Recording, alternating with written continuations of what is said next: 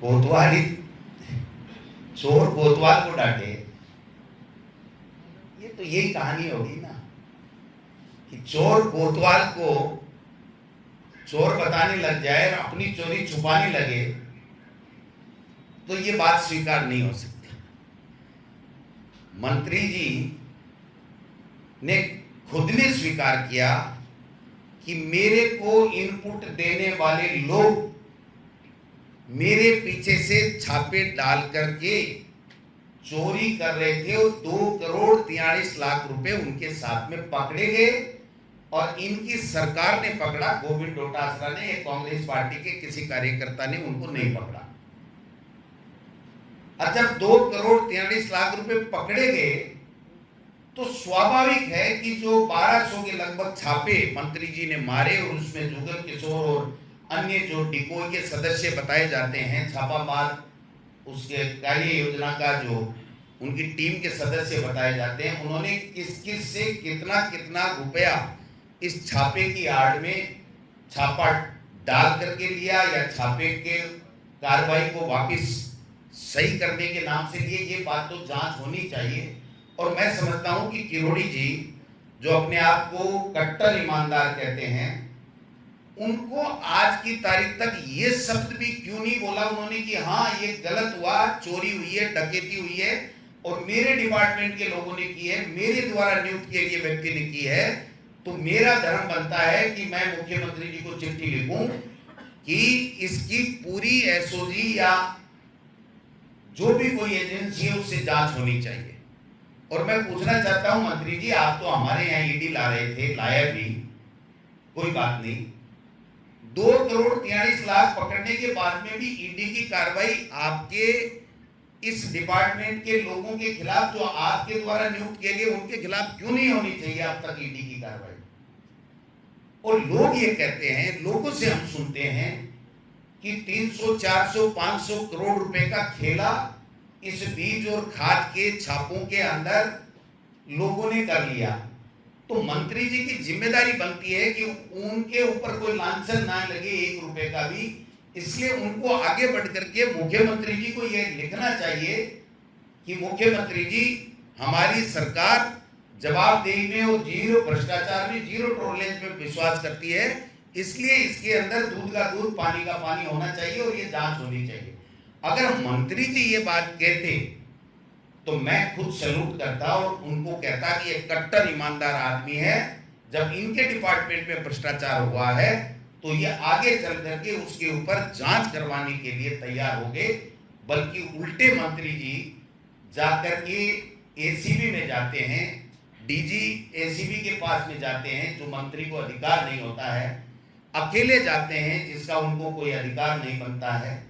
मैं समझता हूं कि ये जो उनकी संदेहास्पद जो गतिविधि है उसके कारण से उनके ऊपर आज भी सवाल बना हुआ है कि क्या इस बीज खाद के घोटाले में किरोड़ी लाल जी मंत्री जी का तो कहीं कोई हाथ नहीं है।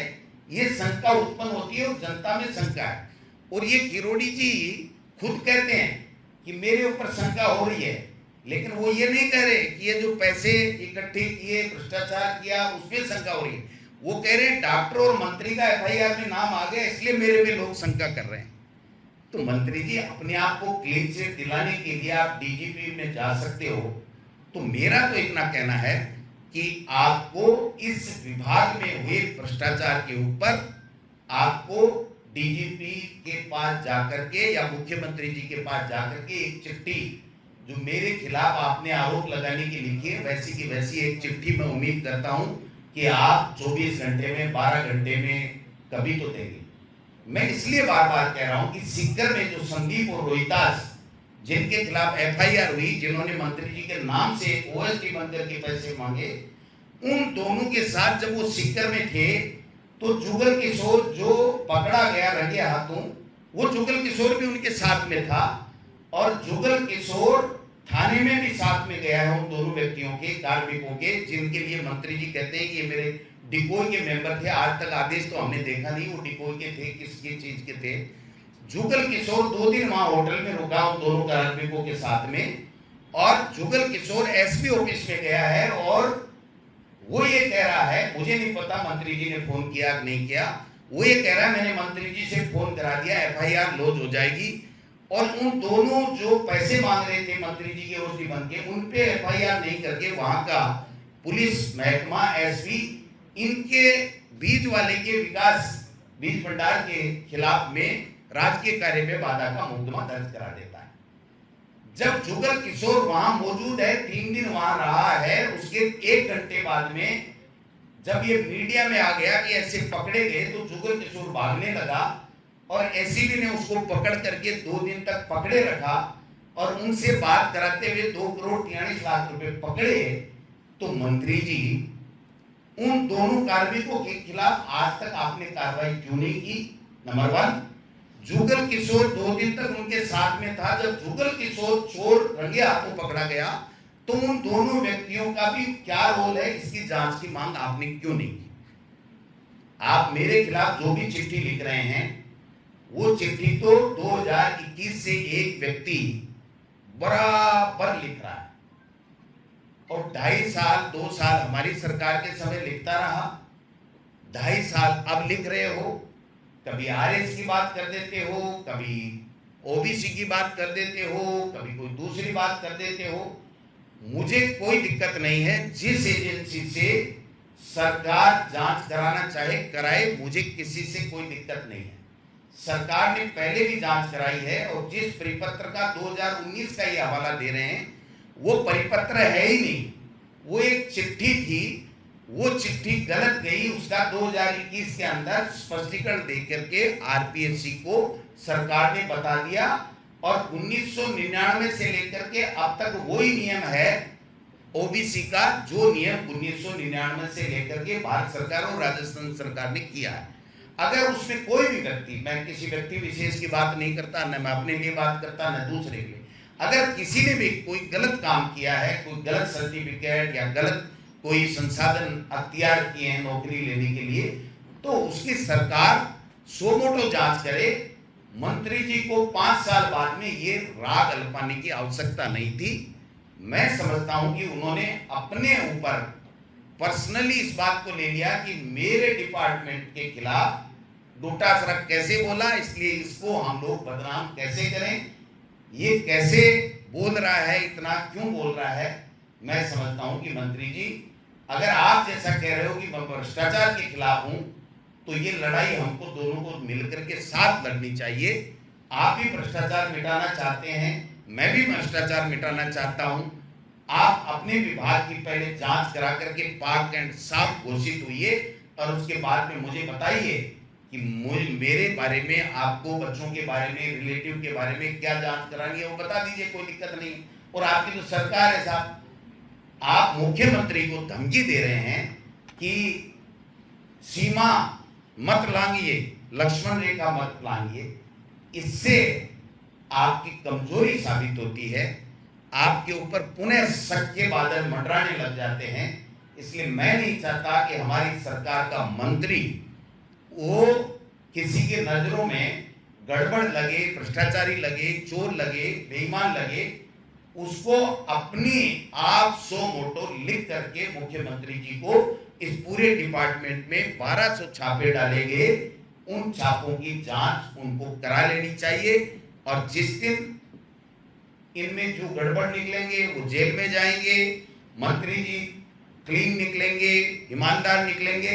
मैं खुद धन्यवाद देने के लिए जहां वो कहेंगे वहां चला जाऊंगा कि वास्तव में मंत्री हो तो ऐसा, लेकिन अपनी बारी आए तो दूसरों की तरफ अंगुली कर करके कि देखो चोर जा रहा, देखो चोर जा रहा, देखो चोर जा रहा, ये कह करके अगर सही मायने में जो चोर है वो अगर छिप करके जनता की नजरों से निकल जाएगा, तो मंत्री जी ये राजनीति गंदी हो जाएगी। हम लोगों पे कोई विश्वास नहीं करेगा कि भाई आप ये क्या कर रहे हो। इसलिए अगर आप जीरो टॉलरेंस भ्रष्टाचार की बात कर रहे हो तो आपको अपने आप को पहले क्लेम करना पड़ेगा और उसके बाद में आपको दूसरों पे आरोप लगाने का अधिकार है। आज तक आप लगाते रहे क्योंकि आप पे कोई बात नहीं लगी। जब आपके डिपार्टमेंट की बात आ गई तो आप लोग हमारे ऊपर 5 साल पुराना मामला लेकर के पुनः करने लग गए।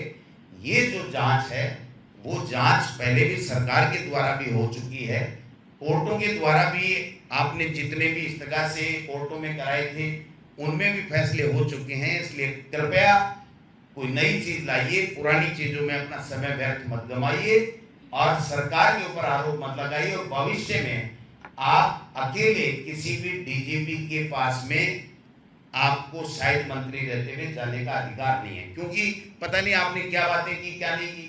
कभी आप जेल में जाकर के मुलजिम से मिलते हैं, कभी आप ईडी ऑफिस में जाकर के मिलते हैं, कभी आप जाकर के जो है वो एसीबी ऑफिस में मिलते हैं, कभी वीके सिंह जी जब एसओजी थे तो एसओजी में जाके मिलते हैं। तो फिर मंत्री और आम लोगों में क्या फर्क रह जाएगा, ये मैं कहना चाहता हूं। बाकी देखिए, किसी पे भी आरोप लगे, कोई भी व्यक्ति आरोप लगाए, सरकार अपने स्तर पे जांच करे और जांच करके सही तथ्य लोगों के सामने रखे, तो मैं समझता हूं कि राजनीति की शुचिता कायम रहेगी। मेरे साथियों को नमस्कार, अभिनंदन। कई दिन हो गए हमारी मुलाकात नहीं हुई। मैं समझता हूं कि आज एक बहुत ही संवेदनशील मुद्दे के ऊपर हमें विपक्ष के नाते जनता की समस्याओं और जनता जो परेशान हो रही है उस विषय के ऊपर अपनी बात रखने के लिए आप सब लोगों को बुलाया है। हम लोग चर्चा करेंगे, आपके सवालात भी कोई होंगे तो लेंगे। लेकिन आज जो प्रदेश के अंदर चिकित्सा की जो अव्यवस्था है, 2-2.5 साल से महकमे में कोई काम नहीं हो रहा है। सरकार, चाहे वो आरजीएचएस हो, चाहे हमारी मुख्यमंत्री चिरंजीवी योजना जो कांग्रेस के सरकार के समय थी, उन दोनों को मृतप्राय कर दिया।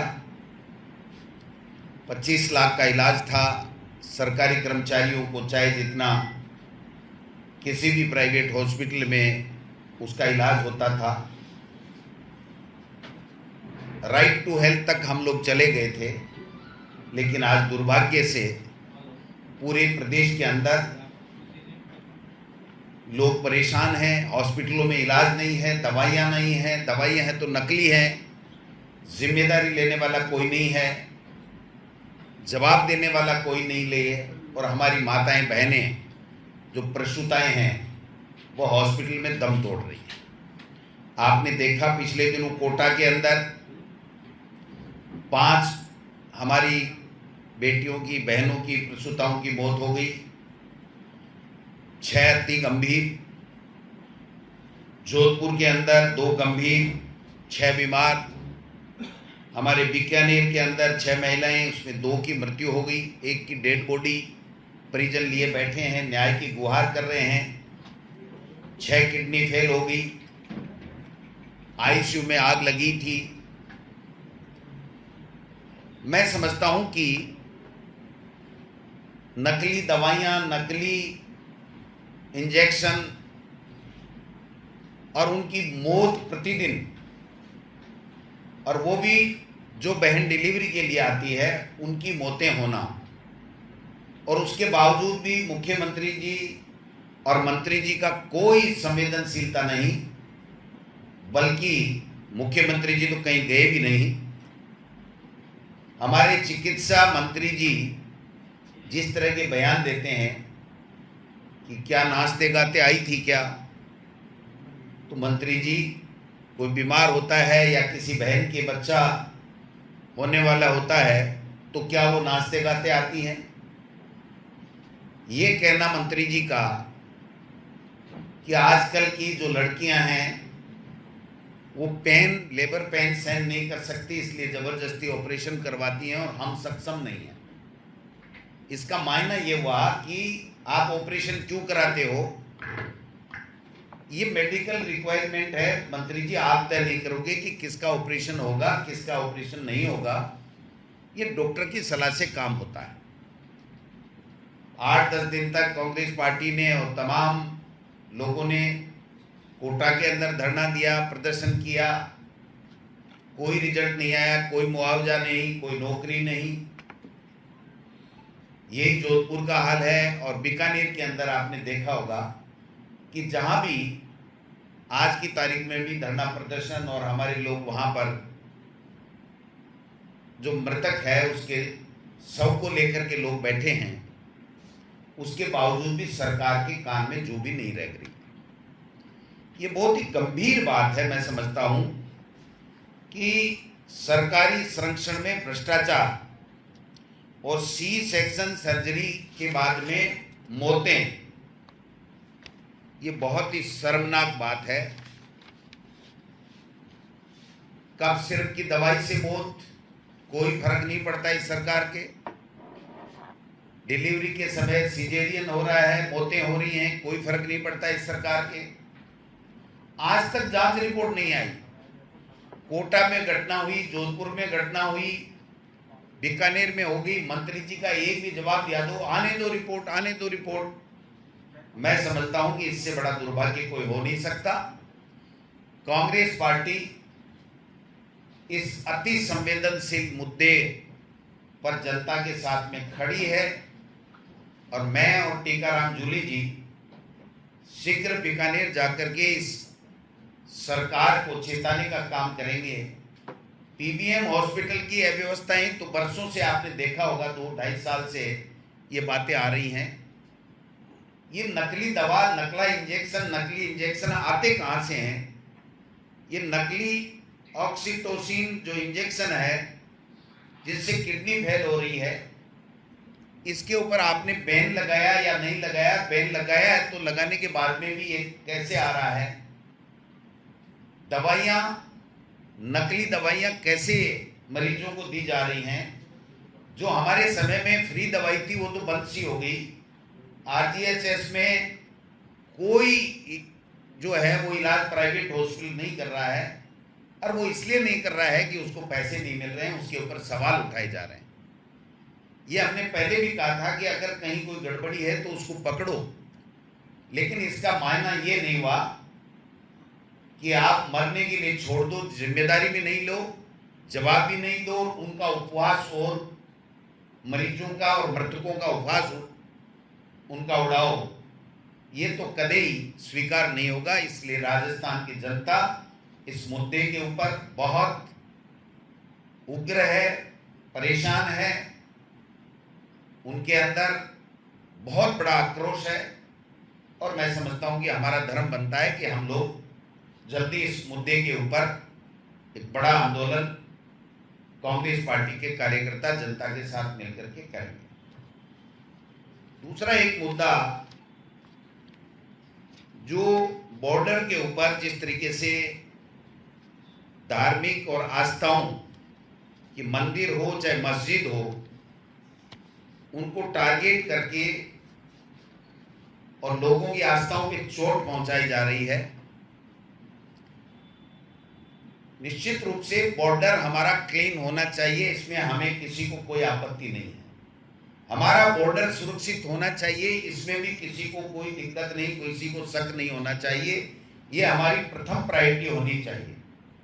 लेकिन इसकी आड़ में अगर ये सरकार वहां पर टारगेट करके और मंदिर और मस्जिदों को अगर वहां से 1 घंटे का अल्टीमेटम दे करके, 2 घंटे का अल्टीमेटम दे करके, बिना उनका कोई टाइटल चेक किए अगर वो लोग बात हटा रहे हैं, वहां की पब्लिक में चाहे वो हिंदू हो मुस्लिम हो, उसमें इस बात का आक्रोश है।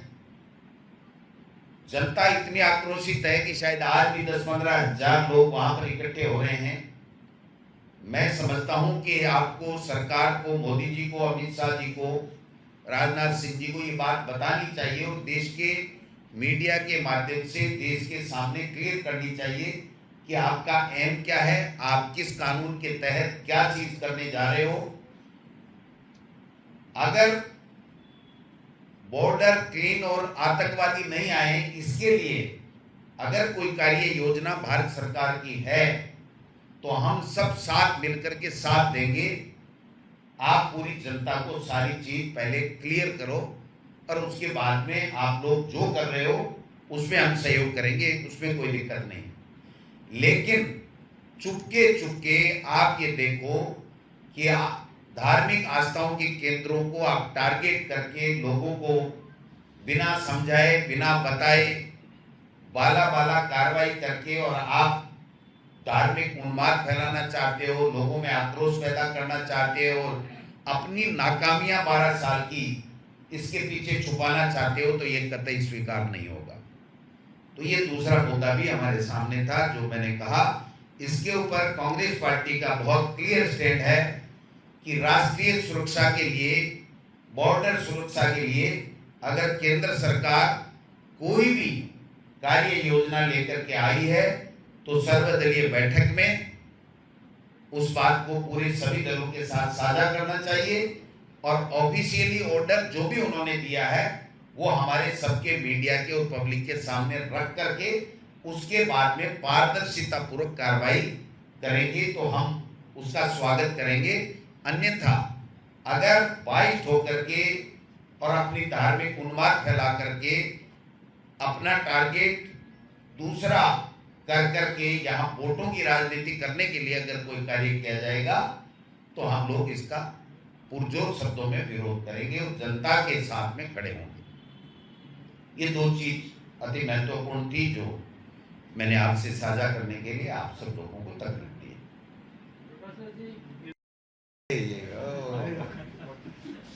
अभी कल मंत्री जी ने बोला कि एमओयू करेंगे प्रधानमंत्री जी। पहली बात तो वो एमओयू नहीं है, मैंने भी मेरे ट्वीट में एमओयू इसलिए बोला कि मुख्यमंत्री जी ने एमओयू कहा, वो एमओए है। लेकिन 2.5 साल बाद में अगर कोई मुख्यमंत्री उसी बात को रिपीट करते करते करते करते अगर 2.5 साल निकाल दे, एक बूंद आए नहीं, 1 रुपया लगे नहीं, तो सवाल तो उठेंगे ना। 4 महीने में डीपीआर बनाने वाले आज की तारीख तक एमओए ही नहीं कर सके। एमओयू ये फरवरी 2024 में ही हो गया था और आज तक डीपीआर नहीं बनी, एमओए नहीं हुआ। और अब जो मेरे पास में सूचना है वो मुख्यमंत्री जी या जल संसाधन मंत्री क्लियर करेंगे कि इन्होंने फिर राजस्थान के हितों को वहां पर हरियाणा के सामने सरेंडर कर दिया। पहले ये था कि जो पाइपलाइन राजस्थान के लिए आएगी वो केवल राजस्थान के लिए आएगी, लेकिन मेरे पास, हो सकता है वो गलत है या सही है, मैं आज इस पे ज्यादा नहीं कह सकता, लेकिन मेरे पास जो इंफॉर्मेशन है वो ये है कि हरियाणा ने फिर राजस्थान को मजबूर कर दिया कि जो पाइपलाइन राजस्थान के लिए आएगी उसमें से भी 3-4 जगह हरियाणा फिर पानी लेगा। पहले अपना 2400% का वो स्टोरेज भरेगा, फिर 4 महीने या 5 महीने और फ्लड जब होगा तब पानी देगा और वो पाइपलाइन से देगा। तो पहले पाइपलाइन सीधी आ रही थी, अब उस पाइपलाइन को भी बीच में पंचर करने की सहमति शायद मुख्यमंत्री जी ने दे दी है। अगर दे दी तो राजस्थान के हितों के साथ में कुठाराघात किया है, नहीं दी तो कब चालू करेंगे मुख्यमंत्री जी और कितना पैसा राजस्थान सरकार, भारत सरकार लगा करके कब तक पानी आ जाएगा, ये जनता को बताएं कृपया। रोजाना थोते भाषण देने से पानी नहीं मिलेगा। आपने चिकित्सा के मामलों को लेकर के आंदोलन की बात की, सड़क से क्या रूपरेखा रहेगी, क्या तैयारी रहेगी? जो आरोप है वो कृषि विभाग पे है या मंत्री पे? देखिए, कृषि विभाग के जो डायरेक्टर जुगल किशोर बिश्नोई, जिसकी नियुक्ति माननीय किरोड़ी लाल मीणा जी के द्वारा और सरकार के द्वारा की गई, अगर वो और उसके साथी अगर 2,43,44 लाख रुपए की भ्रष्टाचार करते हुए, उगाही करते हुए पकड़े जाते हैं तो नैतिक जिम्मेदारी मंत्री और सरकार की 100% बनती है। राजस्थान सरकार यूनिफॉर्म सिविल कोड ये बताओ कि ये उनके मंत्री रहे तो ये जांच हो सकती है क्या? आपको लगता है क्या कि किसकी जांच? किरोड़ी जी की तो जांच की बात कर रहे हो। अब इस सरकार को तय करना है भाई साहब। इनके तो राजनाथ सिंह जी ने कहा है ना कि केंद्र हो चाहे राज्य हो, ये यूपीए गवर्नमेंट नहीं है जो जिम्मेदारी और जवाबदारी तय करके इस्तीफे ले लिए जाते हैं नैतिकता के आधार पर। हमारे यहाँ नैतिकता का कोई पैमाना नहीं है। हमारे यहाँ तो लूटो खोसो खाओ इस्तीफा मत दो, ये परंपरा है। ये राजनाथ सिंह जी ने कहा था। तो आप बताइए कि आज तक मंत्री अगर एक शब्द नहीं बोले, 2,43,00,000 कहां से आए, कैसे आए, डिपार्टमेंट की जांच तक नहीं बैठाए और उन 2 कार्मिकों को जो सीकर में पकड़े गए उनके खिलाफ शोकॉज नोटिस भी नहीं दिए, तो निश्चित रूप से जनता का शक होना, हमारा उनके ऊपर शक होना स्वाभाविक है। उस शक के दायरे से अपने आप को हटाने के लिए उनको आगे बढ़ करके दूसरों पे आरोप लगाते हैं, वैसे अपने आप के ऊपर या अपने डिपार्टमेंट के ऊपर लगे गए आरोपों में क्लीन चिट उनको जांच करा करके विस्तृत लेनी चाहिए, ये मेरा मानना है। दिलावर जी तो कह रहे हैं कि तिल मात्र भी अगर भ्रष्टाचार किया तो वही भ्रष्टाचार। नहीं, ये नहीं बोला उन्होंने कहा किरोड़ी है जैसा ही मैं हूं, तो इसमें किसी को कोई ज्यादा शक नहीं है। उन्होंने कहा कि किरोड़ी जी हैं वैसा ही मैं हूं, तो हमें तो किसी को शक नहीं है, हम किसी के ऊपर प्रश्नवाचक चिन्ह क्यों लगाएंगे, ये दोनों एक जैसे नहीं है।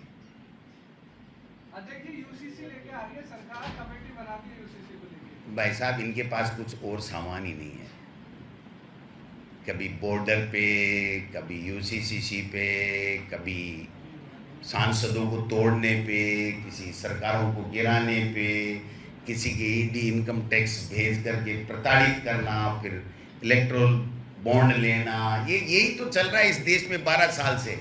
जनता के लिए कौन सा काम चल रहा है, बता दो कोई ऐसा कोई काम इन्होंने किया हो जिससे जनता की कोई प्रति व्यक्ति की इनकम बढ़ी हो, या किसानों की आमदनी दुगुनी हुई हो, या कोई रोजगार मिला हो, या उद्योग धंधे स्थापित हुए हों, या भ्रष्टाचार खत्म हो गया हो, या आतंकवाद समाप्त हो गया हो, या काला धन समाप्त हो गया हो। ऐसी कोई बात बताई तब तो समझ में आती है, वरना तो वही है कि हमें तो हमारा वोटों से मतलब है, देश से हमारा कोई सरोकार नहीं है। यही पैटर्न पे ये बीजेपी और चल रही है। अध्यक्ष जी लखनऊ कोचिंग अग्नि ज्यादा कोचिंग है जयपुर में सीज कर दी गई है और आज भी झोटवाड़ा में कार्रवाई जारी है। मैं समझता हूँ कि ये तो सतत प्रक्रिया होनी चाहिए ना, डॉक्यूमेंट चेक करना, बच्चों की भविष्य को सुरक्षित रखना, इसमें तो कोई घटना होने के बाद में अगर कोई बात करे तो फिर सरकार क्या है। घटना पे एक्शन होना अलग बात है, लेकिन ये घटना ही ना घटित हो इस तरह की व्यवस्था किसी भी सरकार को करनी चाहिए, और उस दिशा में कोई भी कदम उठाते हैं तो स्वागत है। अध्यक्ष जी आपने कहे थे कि कांग्रेस दल को मजबूत देंगे आपको, पूरा राजस्थान त्राहिमाम कर रहा है, किसी का इलाज नहीं हो रहा है, कर्मचारियों के पैसे काटे जा रहे हैं और वो उनको भुगतान नहीं हो रहा, प्राइवेट हॉस्पिटल वालों को परेशान किया जा रहा है।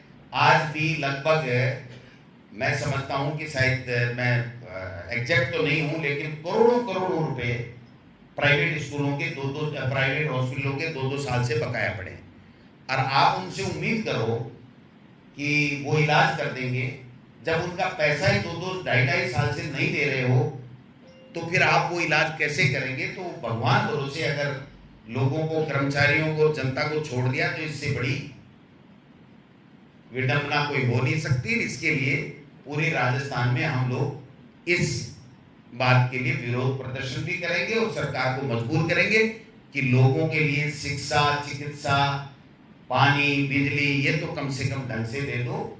बाकी 2047 तो जब आएगा तब पता नहीं कौन यहाँ रहेगा, कौन कहाँ रहेगा।